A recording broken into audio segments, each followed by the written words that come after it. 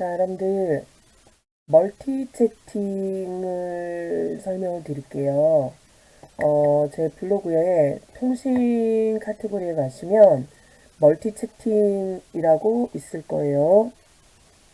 제가 게시글 올려놓은 게 있을 겁니다.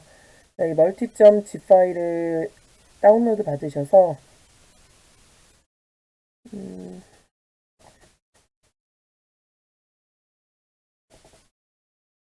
네, 거기 가시면 이제 챗이라는 패키지가 있을 거예요. 자, 이 챗을 여러분들 복사하셔서 네, 우리가 작업했던 베이직 네트워크에 갖다가 여러분들 카피하시게 되면 네트워크이죠, 네트워크. 제가 그 기억이 안 나요. 어떤 패키지로 그러니까 프로젝트명을 어떻게 했는지 기억이 안 나요. 뭐 어쨌든 카피를 해서 집어넣으시면은 요런 그 파일들이 보일 거예요. info.txt에 이제 클라이언트끼리 멀티 채팅으로 대화하는 네, 그런 방법에 대해서 이제 기본적으로 알고 계셔야 되는 거에 대해서 정리를 해놨습니다. 자, 서버 쪽에서는 사용자의 접속을 처리할 수 있게 무한 루프로 돌아야 되고 억셉을 이제 계속 무한 루프로 돌면서 해야 된다라는 거죠. 이거는 억셉하는 부분도 제가 멀티 채팅을 하는 경우에는 스레드로 처리가 돼야 됩니다라고 말씀을 드렸어요. 이유가 뭔지 여러분들 아시겠죠? 근데 왜냐면 이유는 간단해요, 여러분들. 요 서버에 클라이언트와 클라이언트가 만약에 대화를 하고 있었어요. 이렇게. 근데 서버가 지금 클라이언트들하고 일하고 있는데 새로운 클라이언트가 딱 치고 들어와요. 그럼 새로운 클라이언트가 치고 들어오는 부분도 독립적으로 존재를 해야 시스템이 지금 서버는 다른 클라이언트들하고 지금 다른 일을 하고 있는데 이 클라이언트가 언제 접속을 할지 모르기 때문에 그거를 우리가 위에서 서버가 계속 대기하고 있을 수가 없어요. 억셉은 억셉대로 스레드로 돌려놓고 이제 다른 처리 작업들을 진행을 해야 되겠죠. 네, 그래서 서버는 무한루프로 동작을 해야 되고 클라이언트가 접속을 하면 클라이언트의 정보를 서버 메모리에 등록하고 자, 모든 서비스를 제공할 수 있도록 합니다. 자, 이때 유연한 처리를 위해서 유저 클래스를 만든다 그랬어요. 자, 유저 클래스는 뭐냐면 이제 서버 한 대에 클라이언트가 되게 많이 접속을 할 거예요. 그리고 이렇게 멀티로 접속하는 클라이언트들을 서버가 다 처리하려면 서버 코드가 길어지겠죠. 그래서 클라이언트 하나를 모델링한 클래스가 유저라는 클래스예요. 클라이언트 하나를 유저라는 이름으로 모델링을 해서 다 밖으로 뺀 거죠. 그래서 클라이언트가 그 다음에 서버 메모리에 등록하라는 건 뭐냐면 서버가 실행 중일 때 메모리에 클라이언트의 정보를 저장하라는 거고 결국은 무슨 말이냐면 네, 이렇게 벡터 같은 어레이 리스트 같은 자료 구조에다가 새로 들어오는 유저 정보를 저장을 하라는 거죠. 그래야 서버가 이 벡터에 저장되어 있는 모든 클라이언트의 어떤 정보들을 가지고 계속 이제 작업을 하죠. 자, 이유가 뭐냐면 우리가 A, B, C라고 가정을 했을 때 A가 접속을 하면 클라이언트 입장에서는 A가 접속을 했을 때 B하고 C한테 메시지를 뿌려주는 거죠. 뭐라고? 뭐 A가 입장하셨습니다. 누가 들어왔습니다. 뭐 이런 메시지를 뿌려주는 거고 A가 하이라는 메시지를 뿌려주면 이 또한 자 모든 클라이언트들한테 A가 하이라는 메시지를 보냈다는 걸 알려줘야 되겠죠.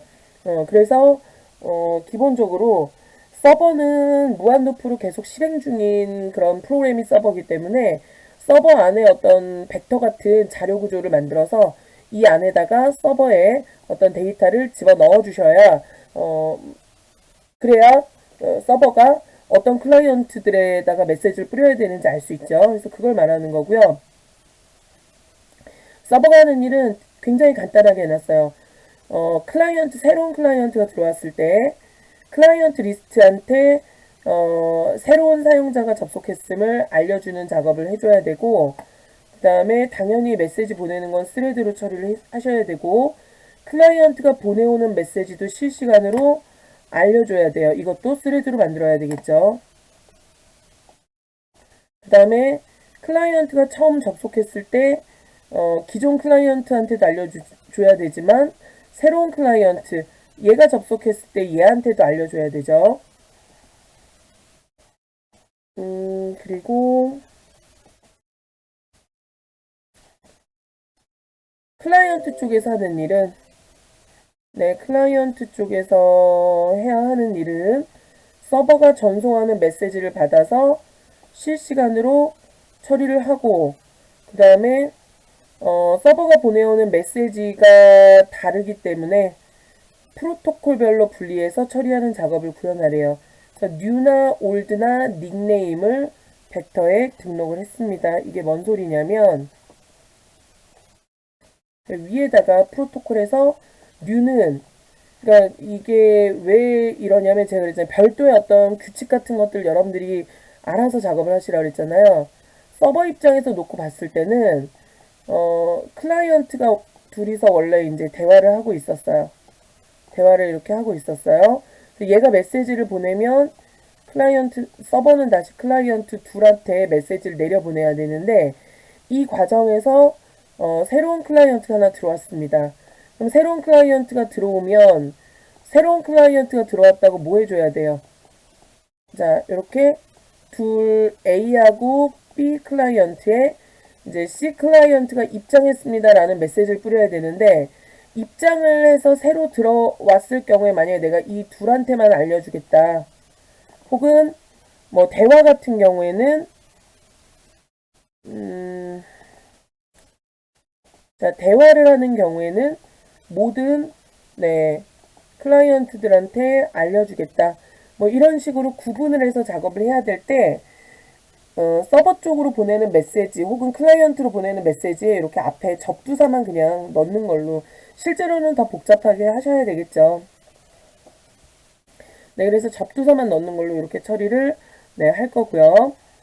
그래서 일단 제가 여러분들 드린 이 소스를 제대로 넣고 뭐 혹시 에러가 있으면 에러를 처리하시고요.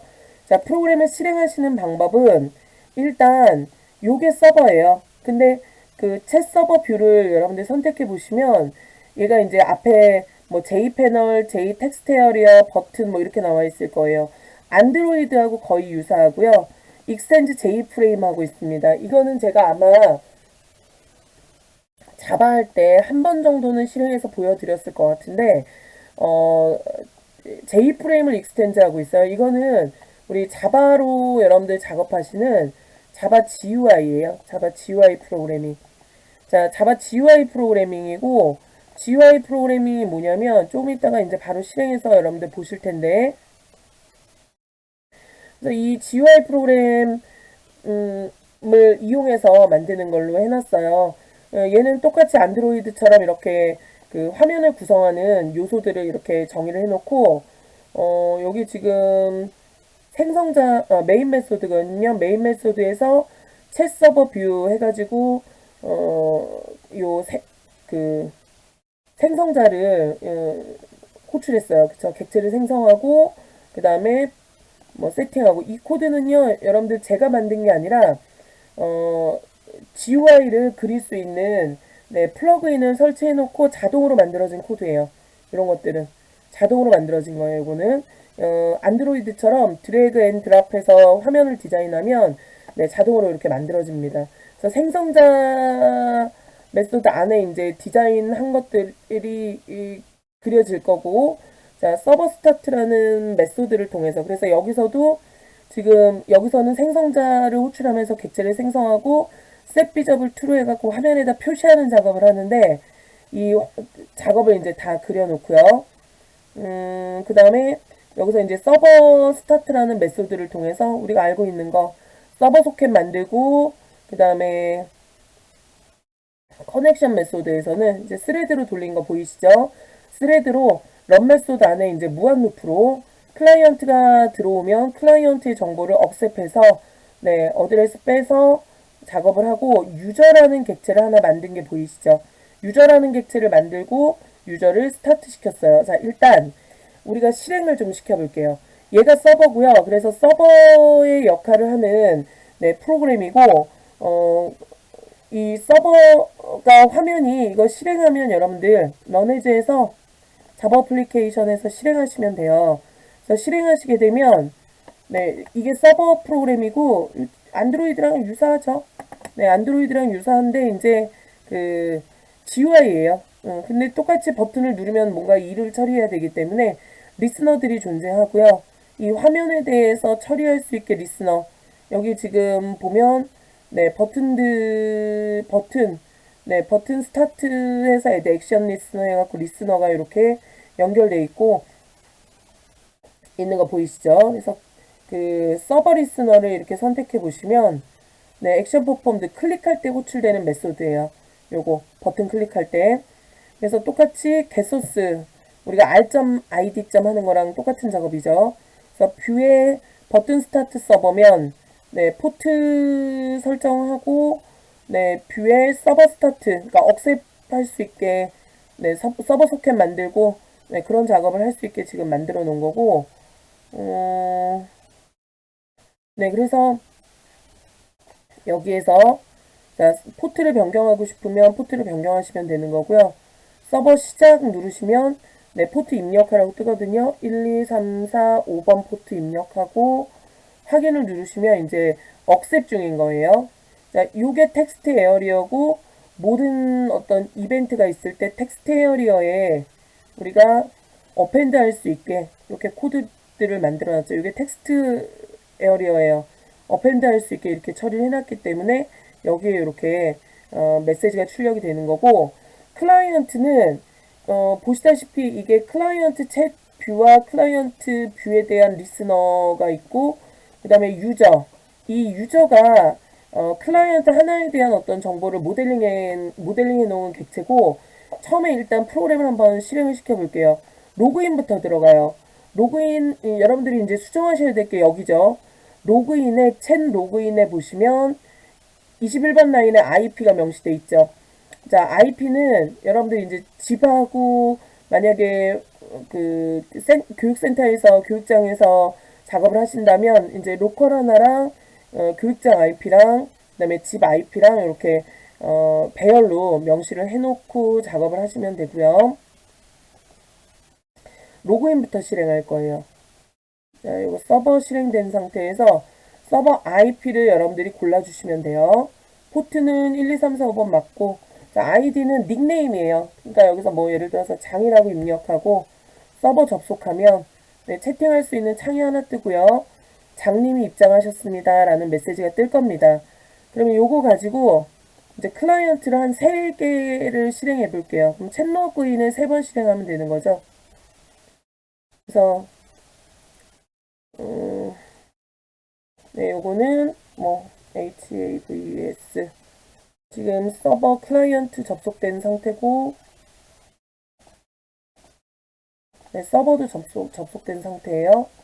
제가 로그인을 해보면 서버 접속을 하는 순간 여기도 서버에도 클라이언트 새로운 클라이언트의 정보가 떠야 되고 기존에 접속해 있던 클라이언트에도 새로운 클라이언트의 정보가 떠야 되죠.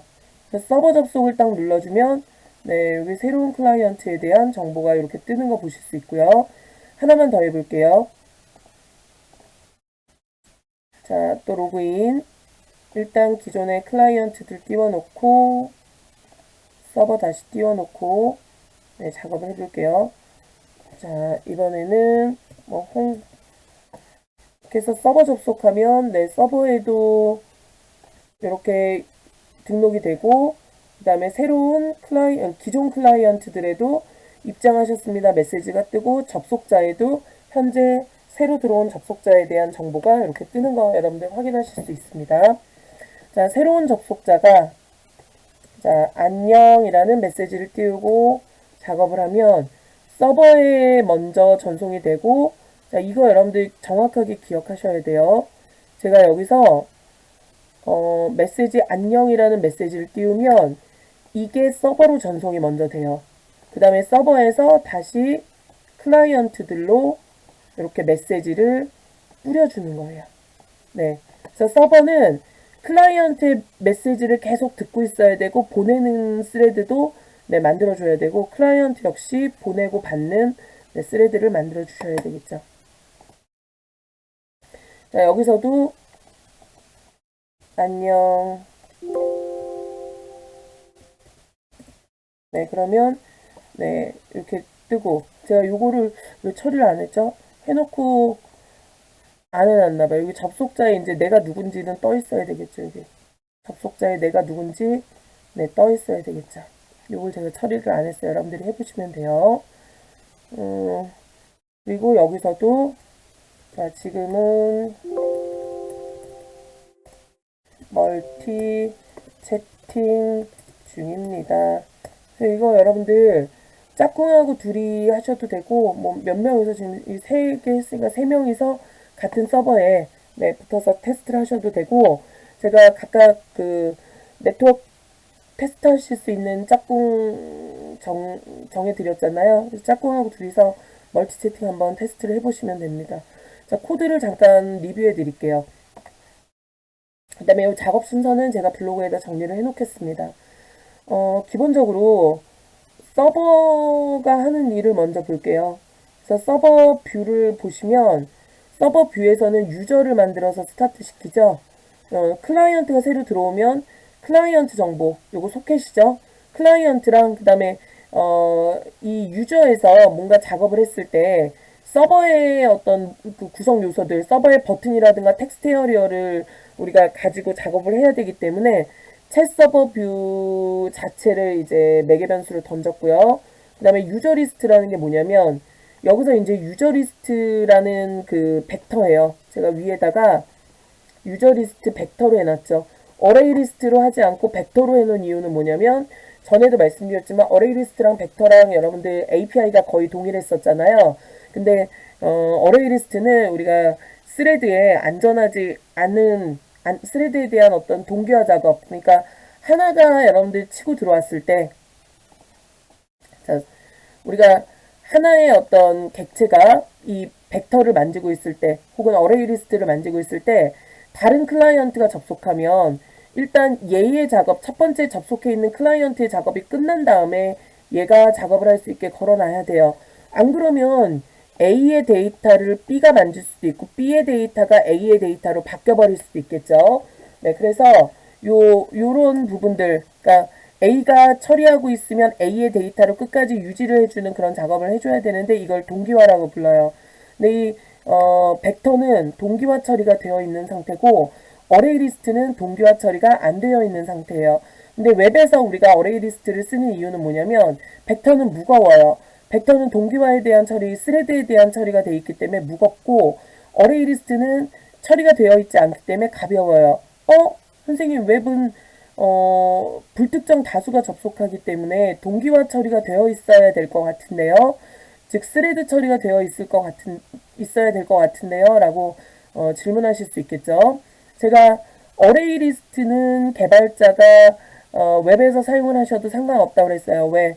어레이 리스트 자체에는 스레드 처리가 되어 있지 않지만 우리가 사용하는 웹 서버에서 자체적으로 모든 클라이언트들의 요청을 스레드로 만들어서 실행을 하고 있기 때문에 우리는 상관없다. 네, 괜찮다. 그래서 어레이 리스트를 써도 된다라는 거죠.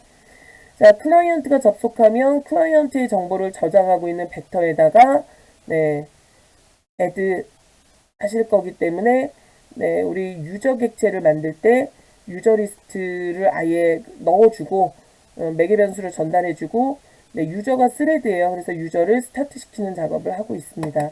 자, 유저를 보시면 유저는 보시는 대로 스레드로 되어 있고요. 생성자를 호출하면서 들어오는 모든 작업들이 지금 멤버 변수에 세팅이 되고 있고 IO 워크를 지금 호출하고 있죠. IO 워크는 클라이언트와 통신할 수 있는 인풋 스트림, 아웃풋 스트림을 얻고 그 다음에 들어오자마자 서버 쪽에 입장하셨습니다라는 메시지를 이제 뿌리게 해놨고요. 그 다음에 브로드캐스트는 이제 기존 사용자한테 나 뉴가 들어왔습니다 해가지고 뉴 닉네임을 이제 보내는 거고요. 닉네임. 그래서 브로드캐스트를 보시면은 제가 브로드캐스트를 밑에 만들어놨어요. 브로드캐스트는 유저 리스트에 저장되어 있는, 즉 벡터에 저장되어 있는 모든 그 유저 객체들한테 샌드 메시지 메소드를 호출하죠. 샌드 메시지는 유저들한테 메시지를 그냥 보내는 거죠. 이거 아웃풋 스트림이잖아요. 그죠? 그래서 아웃풋 할 수 있는 아웃풋 스트림이다.